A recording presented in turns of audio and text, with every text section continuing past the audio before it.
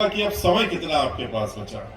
समय तो आपके पास सिर्फ 10 से 12 दिन बचे। इन 10-12 दिनों के बाद चुनाव की घोषणा हो जाएगी और जब चुनाव की घोषणा हो जाएगी तो चुनाव की तैयारी हो जाएगी। चुनाव के मैदान में हम लोग उतर चुके होंगे, हम लोगों के प्रत्याशी भी चुनाव के मैदान में उतर चुके होंगे। हमारी नेता और हम सबकी मुखिया बहुजन समाज पार्टी की राष्ट्रीय अध्यक्ष 4 बार रही मुख्यमंत्री बहन मायावती जी आपके बीच में आएंगी, अपनी बातें रखने का काम करेंगी। लेकिन इसके पूर्व चूंकि आप सब लोग हमारे बहुत ही महत्वपूर्ण साथी के साथ में कार्यकर्ता भी और उन्हीं की बैठक है, तो इसमें आप लोगों को ये ध्यान में रखने की जरूरत है कि आपकी क्या जिम्मेदारी है। आपकी जिम्मेदारी खाली पार्टी की तरफ नहीं, आपकी जिम्मेदारी इस प्रदेश की तरफ, अपने इस मंडल की तरफ, अपने परिवार की तरफ, अपने परिवारजनों की तरफ, आने वाली जो आपकी और जो लोग हैं जो बड़े हो रहे हैं आपके परिवार में और नौजवान लोग हैं उनकी तरफ, इन सब की जिम्मेदारी आपके सर, आपके कंधों में और आपको उसको निभाना है। तो कैसे करेंगे? जब आप उसमें अपनी पूरी ताकत, अब जो हम लोगों को जरूरत है उसको झोंकने का काम करेंगे। अगले 10 दिन में आप पूरी तरीके से तन मन धन के साथ में बहुजन समाज पार्टी का जो कार्यक्रम चल रहा है, जो हम लोग घर घर जाने की बात है, सेक्टर ही नहीं बूथ लेवल पर सबके पास जा करके और लोगों के घरों में जा करके बहुजन समाज पार्टी का, हमारी मुखिया का संदेश और हमारे जिन्होंने इनको लाखों लाख करोड़ों रुपए देते हैं चुनाव लड़ने के लिए और अपनी पार्टी चलाने के लिए, उनके इशारे पर 3 काले कानून बना दिए। किसान पूरे उत्तर प्रदेश में ही नहीं पूरे देश में उससे जागरूक होकर के उसने आंदोलन करने का काम किया। तो जब आंदोलन किया तो इन्होंने क्या किया? 700 किसानों की बलि ले ली। 1-2 नहीं, 700 किसानों की बलि ले ली। लेकिन सलाम करते हैं उन किसानों को जिन्होंने 700 लोगों की बलि तो दे दी लेकिन वो टस से मस नहीं हुए। हम लोग भी उनके साथ में खड़े थे, पार्लियामेंट के अंदर भी और पार्लियामेंट के बाहर भी उनके आंदोलन में हम लोग शरीक थे और किसानों ने अंततः अपनी जीत दर्ज करने का काम किया। इनको ये काले कानून वापस लेने पड़े। वो बात दूसरी है कि इन्होंने अभी तक एमएसपी नहीं दिया, जो न्यूनतम पैसा किसान कई वर्षों से लड़ाई लड़ रहा उसको देने का काम नहीं किया इन्होंने। और ये भी बात कही इन्होंने, इनके नेताओं ने भी कही, जिस दिन कानून वापस किया उस दिन भी कही। इनके एक जो उत्तर प्रदेश के ही गवर्नर है बाहर, उन्होंने भी कही कि किसान तो ना समझ है इसलिए मजबूरी वश हमने ये वापस किया है, लेकिन कुछ दिनों के लिए किया है। कुछ दिनों का मतलब समझिए, चुनाव, उत्तर प्रदेश का चुनाव, पंजाब का चुनाव, यहां पर उत्तराखंड का चुनाव, इन चुनावों में उनको लगा कि हमारे जो विधायक हैं, हमारे जो विधायक मौजूदा हैं, उन्होंने आकर के बताया अपने नेताओं को कि अब की बार तो पूरा सुपड़ा साफ है, हम अपने घर पे तो जा नहीं पा रहे हैं, हम वोट क्या मांगने जाएंगे किसी से? अपने घर में तो पीछे के दरवाजे से जाना पड़ता है और खबर हो जाती है तो हमको घेर लिया जाता है। इसलिए काले कानून वापस करने का काम किया इन्होंने थोड़े दिनों के लिए। लेकिन इसके लिए 700 जानों के साथ साथ में क्या किया इन्होंने? 4 किसानों को रौंद के मार दिया। आधा दर्जन से किसान जो हैं वो घायल पड़े, आज भी घायल पड़े। कुछ लोग तो अपंग हो गए हमेशा के लिए। लेकिन इनके ऊपर कोई असर नहीं होता है इस षड्यंत्र के भी खुल जाने के बाद कि इनको सोची समझी रणनीति के तहत मारा गया, दबाया गया, इनकी मौत के घाट उतारा गया। फिर भी आपने देखा है कि उनके मंत्री, जिनके इशारे पे सब कुछ हुआ और जिनके लड़के को ऊपर चार्ज लगाया गया, वो आज भी अपना आराम से देश के मंत्री हैं। और इतना ही नहीं, मीडिया के लोग जब सवाल करा उन्होंने तो उनकी कॉलर पकड़ ली, उनको मारने के लिए दौड़े, उनको चोर उचक्का कहना शुरू कर दिया मीडिया के लोगों को। ये फिर भी वो मंत्री बने हुए हैं क्योंकि भारतीय जनता पार्टी की सोच ही ऐसी है, वो ऐसे ही उनका कार्य चलता है।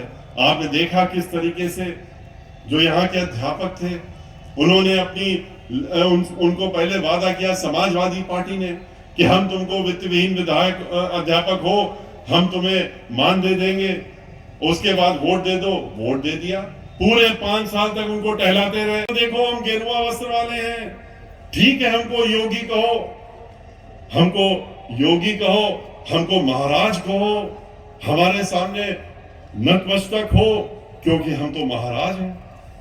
और महाराज जी कहते हैं कि ये अध्यापक, जब उनसे पूछा गया क्या कहते हैं इस महिला के लिए, जिस तक लोग, इनको तो ऐसा ही होना चाहिए था, इनके तो ये बधाई था, इनको तो होना ही था ये। और क्यों? क्योंकि ये लोग बहुत पापी हैं। वही लोग अध्यापक बने हैं इस जन्म में, जिन्होंने पिछले जन्म में पाप किए थे, उनको इस जन्म में अध्यापक बनना पड़ा, और इसीलिए उनके साथ में ऐसा व्यवहार हो रहा है, और ऐसा ही होना चाहिए। इस तरह की सोच रखते हैं। जब हाथरस में एक दलित समाज की हमारी बेटी, उसके साथ में पहले बलात्कार होता है, बलात्कार के बाद में जब वो मर जाती है, तो उसका मृत शरीर भी मुख्यमंत्री उनके परिवार वालों को नहीं देने देते हैं। लखनऊ से बैठ करके जिला अधिकारी को आदेश देते हैं कि हम बैठ करके देख रहे हैं, तुम्हें अगर नौकरी में रहना, बर्खास्त नहीं होना है, तो जो हम कह रहे हैं उस तरह का काम करो। और क्या करो?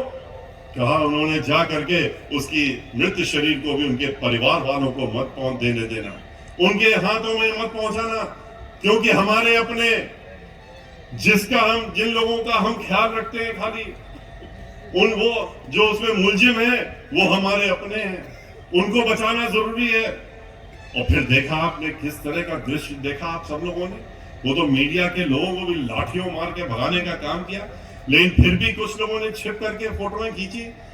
पुलिस वाले को कहा गया कि मिट्टी का तेल ले जा करके और उसके शरीर पर डाल करके उसको जला दो, और इस तरीके से उसको जलाने का काम हुआ। इससे अलग घृणित कार्य क्या हो सकता है? लेकिन हमारे मुखिया वो बड़े खुश थे, क्योंकि उनके अपने लोग बच जाएंगे। ऐसी सरकार जिसमें कि ऐसे मुखिया हो जो कि ब्राह्मणों को, दलितों को जातिवाद की नीति करते हैं, ऐसा आदमी मुख्यमंत्री जब होगा और मुख्यमंत्री की कुर्सी पर बैठेगा, जो कि एक जाति विशेष को खाली कहेंगे ये हमारे अपने हैं, जैसे इसके पहले समाजवादी पार्टी के मुखिया थे, वो कहते थे ये जाति विशेष वाले हमारे अपने हैं, इन्हीं को सब नौकरियां मिलनी चाहिए। ये भी कहते हैं इनको सब कुछ लुटा दो, इन्हीं को सब कुछ मिलना चाहिए।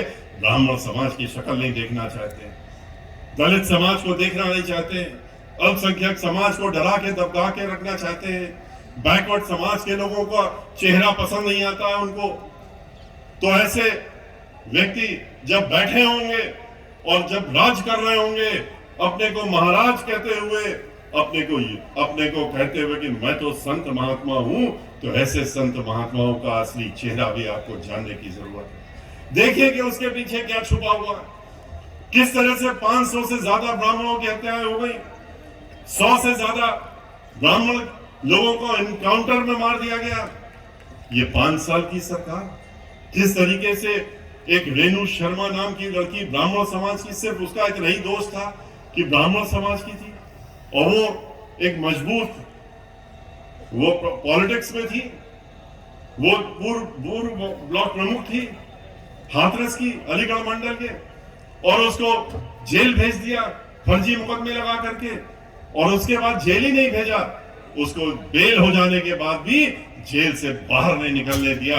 जब 15 दिन के बाद वो उसकी मृत्यु हो गई जेल के अंदर, तब उसको बाहर निकलने का, मृत्यु शरीर निकलने का देने का काम किया। क्यों?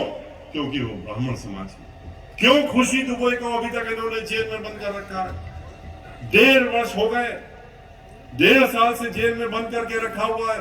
16.5 साल की लड़की थी, शादी होकर के 1 दिन पहले आई थी, दूसरे शहर से आई थी शादी होकर के। उसका क्या दोष था? क्या वो माफिया थी? क्या वो बड़ी भारी दबंगी थी? और उसको भी आप उठा ले गए 1 दिन बाद। उसके पति का तो एनकाउंटर कर दिया आपने, और लोगों का कर दिया, गाड़ी पलटाई, गोली चलाई, मार दिया, एनकाउंटर हो गया। लेकिन खुशी दुबे का क्या दोष था? उसको भी जेल में ले गए। लेकिन मुख्यमंत्री का आदेश है, निर्देश है कि किसी भी हालत में, चूंकि ये ब्राह्मण समाज की लड़की है, इसको जेल से नहीं बाहर आना चाहिए। इसका भी हश्र वही रेणु शर्मा की तरह होना चाहिए, जैसे कि उसका मृत्यु शरीर जेल से बाहर आया। और आपने देखा 1.5 वर्ष हो गया है, कोई भी उसके ऊपर ऐसा अपराध नहीं, कानून नहीं है, लेकिन उसको जेल में बंद करके रखा है। उसके साथ साथ में 2 और महिलाओं को, जिनके साथ में तो एक 6 साल की लड़की और 3 साल का बच्चा है जो घर में काम करने वाली थी, उसको भी जेल में बंद करके रखा है। ऐसे ऐसे संवेदन अपने को कहते, मैं तो बहुत संवेदनशील मुख्यमंत्री, मैं तो देश को, प्रदेश को नंबर 1 पहुंचा रहा हूं। उनके लिए कहा गया बहुत ही उपयोगी बनाने का काम, एनकाउंटर कराने का काम, क्या ये किसी योगी महंत और महंत का काम है? लेकिन आज तो उत्तर प्रदेश में यही हो रहा है, डराने का, धमकाने का, हर तरह का काम अल्पसंख्यक समाज के लोगों को हो रहा है। और कहते हैं कि मैं तो सीना ठोक के कहता हूं कि मैं ये काम कर रहा हूं और करूंगा। तो 5 साल जब ये किया है, तो अगले 5 साल अगर ये रह गए तो सोचिए आपका क्या हश्र होगा, इस प्रदेश का क्या हश्र होगा, ये देखने की बात है।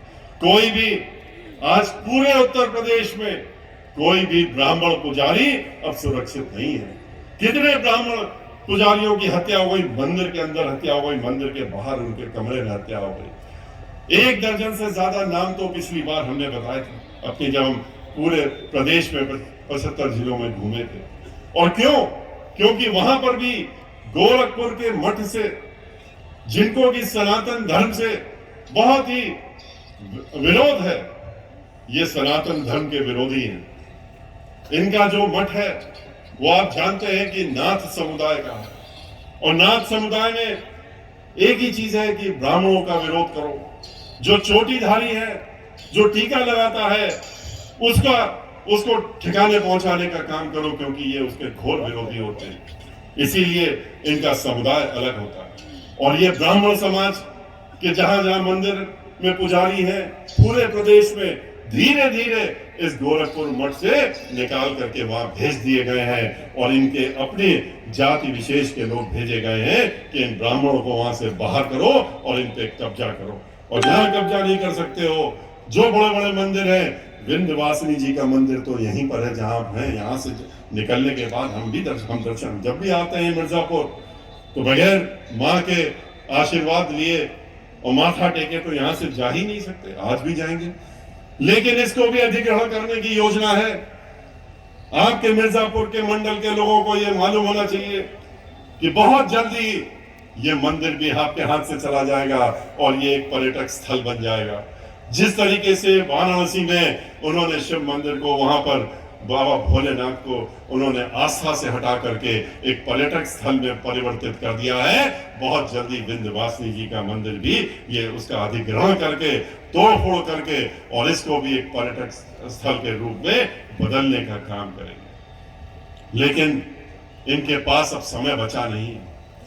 अगर आप लोग अपना चौकन्ने रहे और प्रदेश के लोग इनकी असलियत को भांपते रहे, तो ये तय है कि इनको, मुख्यमंत्री जी को अब की बार, जैसा कि माननीय प्रधानमंत्री जी ने इनके पीठी में हाथ रख करके जो फोटो इन्होंने खुद ही छपवाने का काम किया, हम लोगों ने नहीं छपवाया, इन्होंने टेलीविजन में और हर जगह।